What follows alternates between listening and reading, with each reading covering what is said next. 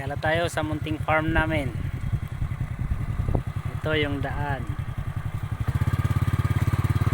Ganito pa lang to, crop road pa lang dahil hindi pa nade-develop.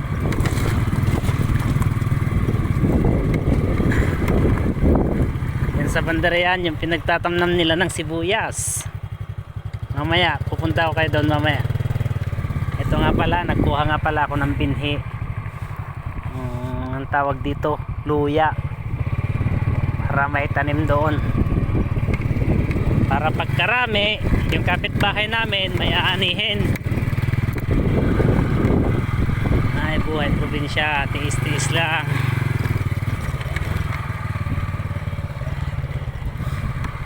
Ito, mga tinatamnan nila ng sibuyas pero hindi pa naka-ready.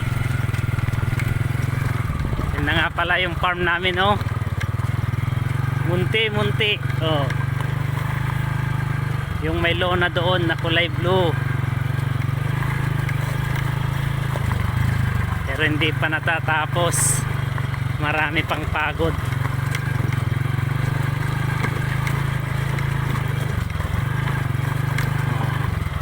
May sampay-sampay naman na doon.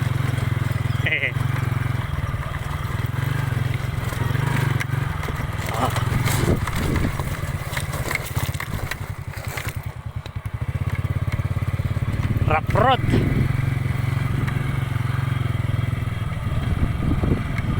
Oh, ba't wala naman na yatang workers ngayon?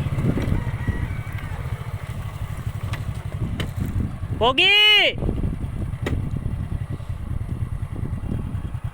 Pogi!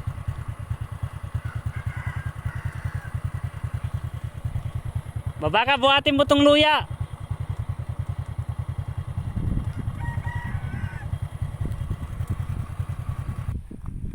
Ito nga pala, kailangan natin magtanggal ng sapatos kasi lulusong tayo doon sa ano na, tatawid tayo. Ay, galing kasi ako doon sa kuhanan ng binhi ng luya. Yan mga kinuha ko, para may tanim namin bukas siguro.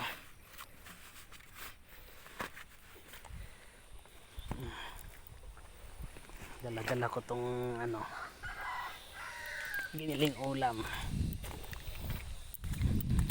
Dito nga pala tayo tatawid.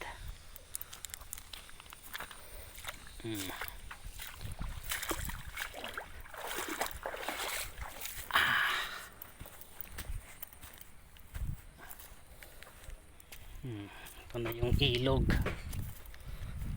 Napakalinaw ng tubig.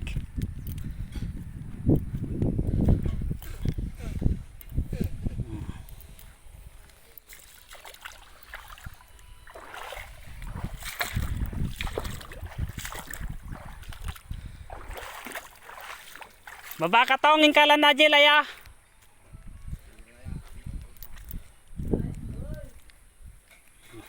Nandito na pala yung mga manok. Diyan na. Ito na yun, pakyat.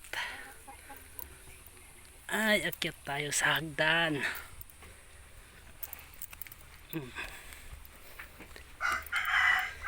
Yan. Tapos ang sasalubong sa iyo, wow, puro manok.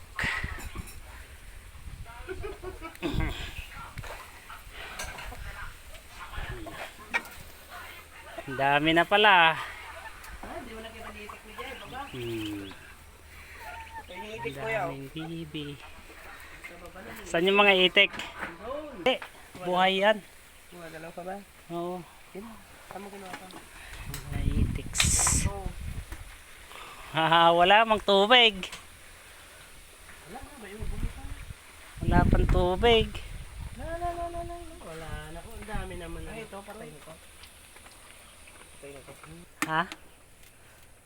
Ay, na-dry sila dyan sa ano. Buhay yan. May isa.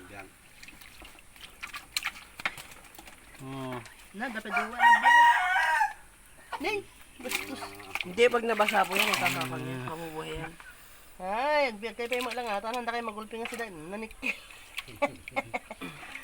Nanikit. Mapogi. Kapogi. Kapogi naman.